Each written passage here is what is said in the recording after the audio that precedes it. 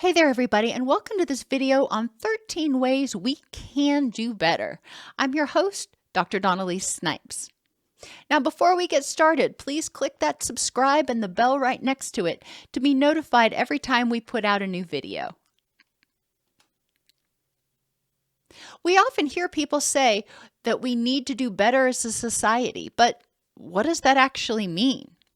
Well, everybody has their own definition of what that means, but I've put together 13 things I think we actually could do better. The mnemonic to remember these 13 things is changes frames.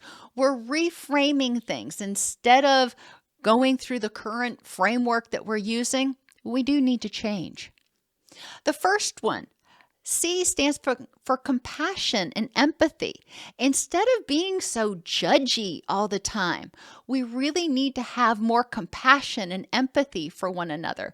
We need to hear what other people are saying and understand that they are interpreting the world from their perspective based on the experiences that they've had. We don't have to agree with them, but having compassion for them, validating how they're feeling in the moment.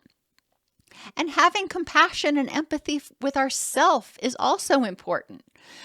Recognizing how we're feeling instead of ignoring how we're feeling or being angry with how we're feeling and struggling with that. Having compassion with ourselves and saying, you know what? I'm tired today. And I'm tired because it's been an exhausting week. I am going to be compassionate with myself. I'm not going to say I shouldn't feel this way or I should still do this. I'm going to be compassionate with myself. H stands for honesty and authenticity with assertive communication. And I know that's a big one. Authenticity is being your true self, being honest with yourself and others about your needs, your wants, your thoughts. So honesty and authenticity are kind of the same thing. And doing it with assertive communication. Currently in our society, I often see and hear a lot of aggressive communication. People that are condemning others for their thoughts, wants, needs, and beliefs. People who are telling others how they should think, what they should do. Assertive communication says, I hear what you think. I hear what you're wanting to do. And this is what I think. And this is what I want to do. My thoughts, wants, and needs are not any more or less important than your thoughts, wants, and needs. How wonderful would that be if we could actually do that? Number 3, acceptance of change or openness. Being open to changes in the way we address things, being open to changes in each other, being open to other ideas. It doesn't mean we have to adopt them, but at least being willing to hear them, being tolerant of other people's ideas and thoughts can go a long way. Number 4 is simply being nice. Be nice to yourself, but also be nice to others. Random acts of kindness go a long way. They increase your own oxytocin. They increase oxytocin and a sense of feel good in others. But it's also just a nice thing to do. Think about if you do something nice for somebody, how does that impact their day? And what do they do from there? Said the other way, if somebody does something nice for you, do you take it and be like, well, fine, and then you're nasty to everybody else the rest of the day? Or if somebody does something nice for you, does it actually have a ripple effect and you do something nice for somebody else? And it could be something very simple, like just smiling and acknowledging somebody. How far does that go? If we're just nice, instead of always looking like we're angry with the world, we actually say good morning or goodbye or how you doing? And we actually mean it. G stands for gratitude. As a society, we are so focused on what everybody else has and what we don't have. And we rarely take time to focus on what we do have. What are we grateful for right now? What is it that we want in our rich and meaningful lives that we already have? Yes, there are things that could be better, no doubt. But there are also things in your life that are probably going at least okay right now. E stands for encouragement. And again, encouraging others, but also yourself. What is it that you can do to be your best cheerleader? What is it that you can do to encourage those around you? If you build up those around you, they're going to build you up too. If you tear down those around you, they're going to tear you down too. So how can you encourage others to be the best version of themselves? Self-care is another one that seems so obvious, but we ignore so much. Self-care means noticing your thoughts, wants, and needs and attending to them. Taking time off when you need to. Setting boundaries. If something is stressing you out, figuring out how to address it or avoid it. Turn it off if it's on the television, for example. What is it that you can do to nurture yourself, to heal your HPA axis, your stress response system, so your body can actually go back to optimal functioning? Do you need to unplug on the weekends? Do you need to spend more time outside? What is it that you would like to do in your rich and meaningful life that would make you feel happy and help improve your health and, your well-being that you're not doing right now? And I think most of us have a pretty long list of things that we'd like to do that we always say we'll get around to, but we get so caught up in the distractions of the day. Self-care is important. If you're worn down, you ain't going to be good to anybody else. F stands for forgiveness of yourself and others. This is another thing that we don't do very well. We berate ourselves when we make mistakes. We hold on to guilt. We hold on to self-anger. We also hold on to resentment a lot. Anger is a response to a threat. Anger is a very natural emotion. When we have it, it's our body saying, hey, there may be a threat here, or there may be a problem here. Okay. That's your body saying there may be a problem. Get up and do something about it.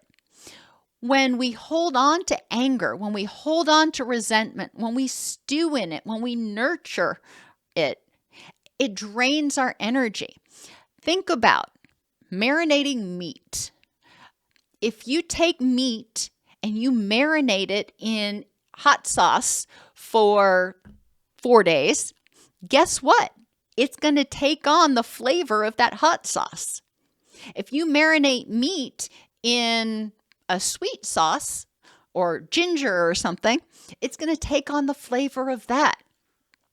So if you are marinating your soul, your spirit, your thoughts in anger and resentment and negativity, guess what?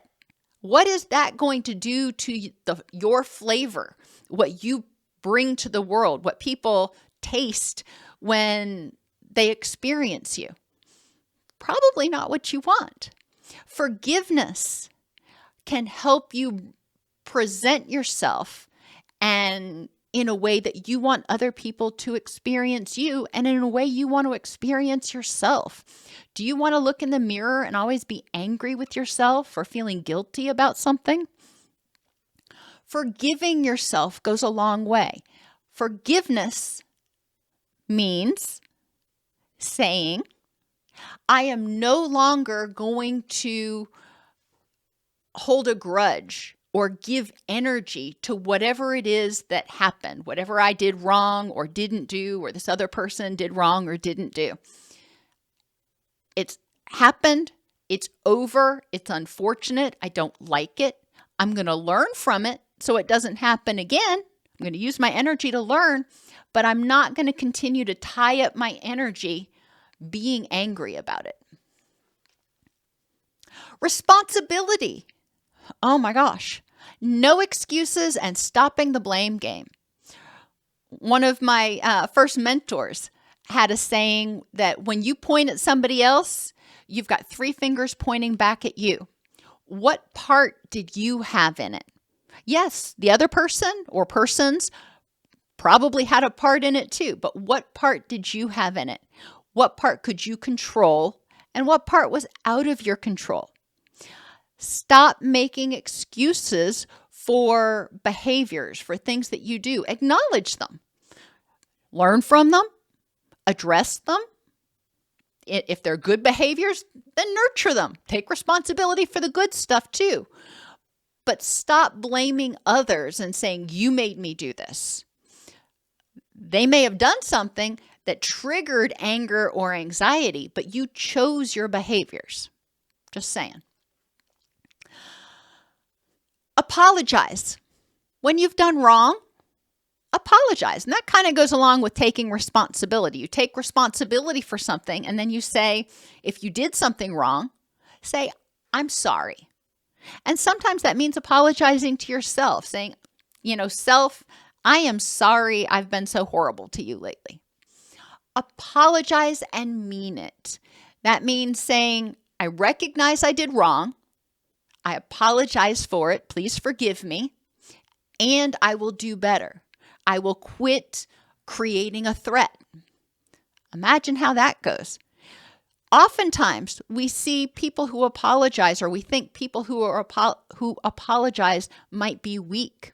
But think about how much courage it takes to apologize, to admit when you're wrong. What kind of a model does that set for others if you're showing that you have the courage to say, yeah, I screwed up, and this is how I'm going to make it better? M stands for mindfulness. We live in a society of autopilot. Turn off that autopilot.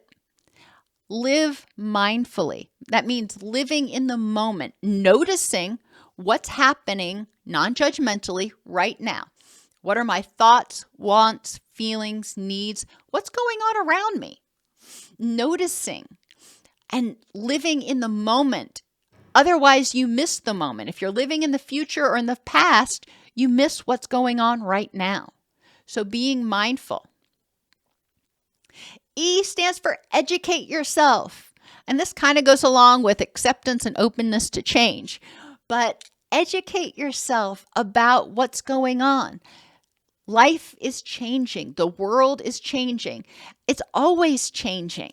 So educate yourself about possibilities. What else could be going on? You see a story or you hear about something. Okay, great. Educate yourself.